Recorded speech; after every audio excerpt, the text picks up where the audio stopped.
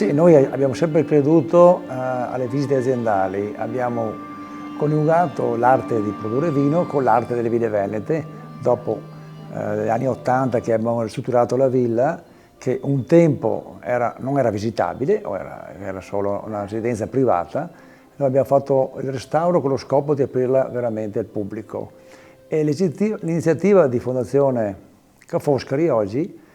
crea e aggiunge un contributo a quello che si vede durante la visita, a una manifestazione in chiave moderna di tutto quello che è il mondo Villa Sandi, come si produce il vino, le bollicine, quindi è una cosa sicuramente sarà molto apprezzata. E questo territorio, che sono le colline di Conegliano Valdobbiadene, che è un territorio straordinario di bellezze, riconosciuto patrimonio dell'UNESCO, sicuramente ha una potenzialità molto grande anche per il futuro. Quello che è importante sarà formare bene anche le persone che sono nelle aziende per le visite, a parte sapere le lingue, ma anche proprio nell'accoglienza, nel modo di fare, che il visitatore deve rimanere